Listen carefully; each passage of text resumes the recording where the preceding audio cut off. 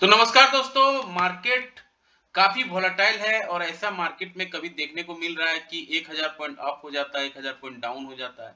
इसमें stop loss hit हो रहे हैं और लोगों का पैसा बनना बहुत ही मुश्किल हो रहा है। ऐसे में ट्रेडिंग साइकोलॉजी क्या कहता है, गोल्डन रूल क्या होना चाहिए, इन सारे बिंदुओं पे डिस्कस करने वाले हैं। इससे पहले अगर आप वीडियो देख रहे हैं, लाइक से सब्सक्राइब कमेंट जरूर करें। तो देखिए, मार्केट में होता क्या है कि बहुत ही ज्यादा वोलेटिलिटी है और इसमें ट्रेडिंग साइकोलॉजी जो होता है, जो आप ट्रेडिंग करते हैं, उसका काफी इंपॉर्टेंस रखता है। ट्रेडिंग साइकोलॉजी बताता क्या है कि इमोशंस को रेफर करता है। Trading psychology refers to mental states को रेफर करता है and emotion of a trader that determine the success और फेलियर ऑफ ए ट्रेड। ये बताता है कि सक्सेस होगा या फेलियर होगा ट्रेड में।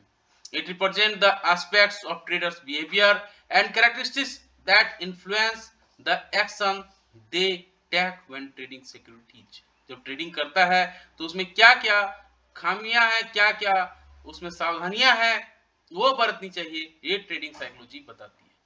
कुल मिला के समरी ये होता है कि trading psychology refers to the emotions components of traders के इमोशन का एक जो है लेखा जोखा है ट्रेडिंग साइकोलॉजी। और जिसका इमोशन अच्छा रहेगा, जो अपने आप को कंट्रोल कर पाएगा, अपने फेलियर को, अपने ग्रीड को, अपने फियर को कंट्रोल कर पाएगा, वही अल्टीमेटली विनर होगा।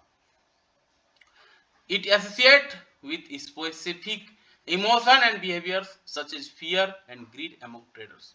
Traders well versed with trading psychology will generally not act out of fear, bias or other emotions and stands a better chance of earning a profit during a trade.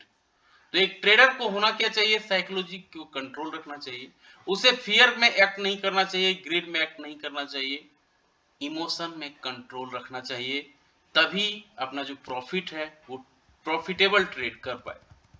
तो basics क्या है? Basics हैं, basics of trading psychology.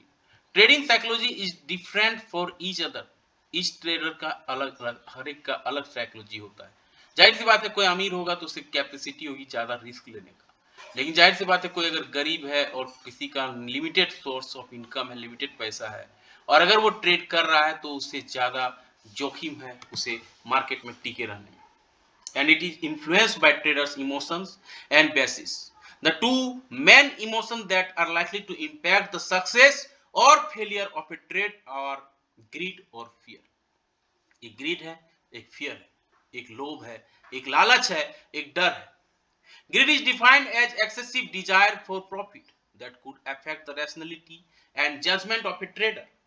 तो greed जो है क्या करता है, एक अफेक्ट करता है जजमेंट, प्रॉफिट होगा नहीं होगा, प्रॉफिट हो रहा है तो और प्रॉफिट होगा, ये ग्रीड है।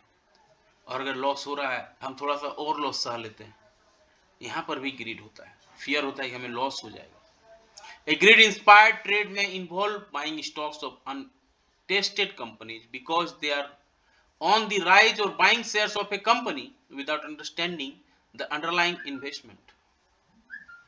Greed can also make a trader stay in a position for too long in attempt to squeeze every amount out of the trade.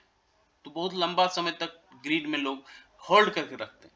It is common at the end of bull market when traders attempt to take any risky and speculative position to profit from the market movements. और जब market bull run में होता है, अभी जैसे bull run पे चल रहा है, अभी लोग शेयर बाय करेंगे, तो होगा क्या कि रिटर्न कुछ नहीं मिलने वाला, फिर वो सालों सालों भर आपके पोर्टफोलियो में पड़ा रहता है और भी कोई भी रिटर्न वहां पे नहीं मिलता है।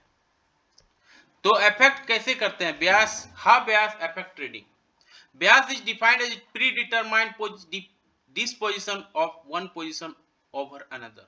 एक पोजिशन लिया है, फिर दूसरा पोजिशन ले रहा है। Usually when the trader is biased, it can hinder proper decision making when trading because it can prevent a proper judgment नहीं कर पाता। एक ट्रेडिंग लिया है, एक स्टॉक्स लिया है, उस पे वो गिर रहा है और बाइंग किए जा रहा है, अल्टीमेटली उसे नुकसान ही होगा, एक दिन मार्केट से बाहर होना होगा। द ट्रेडर्स में and up acting on emotions rather than fundamental analysis. Fundamental analysis पे फोकस होना चाहिए, ना कि इमोशन को देख के उस पे एक्ट करना चाहिए.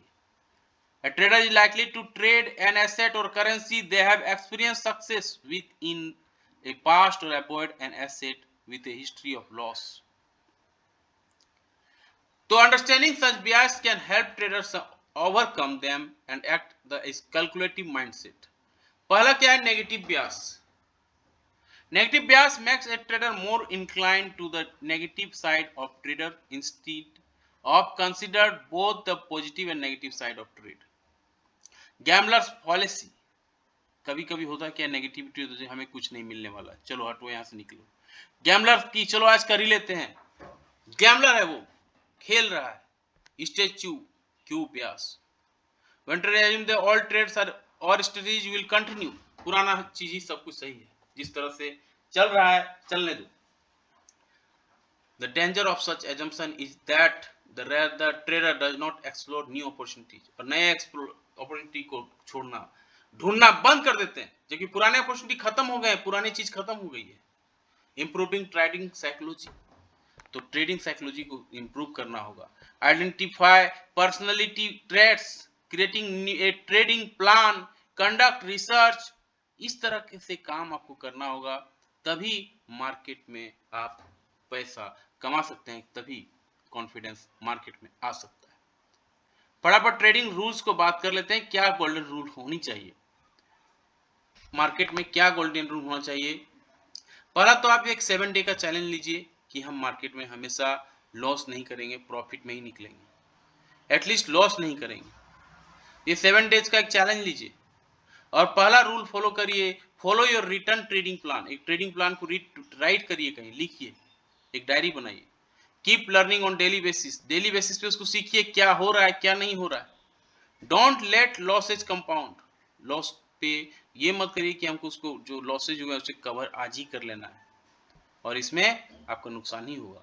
नेवर सेट ए प्राइस टारगेट. प्राइस टारगेट मत सेट करिए.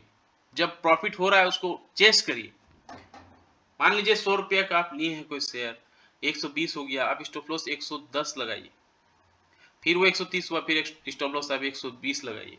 इस तरह से उसे चेस करिए, इस तरह टारगेट सेट मत करिए. Master on strategy at a time.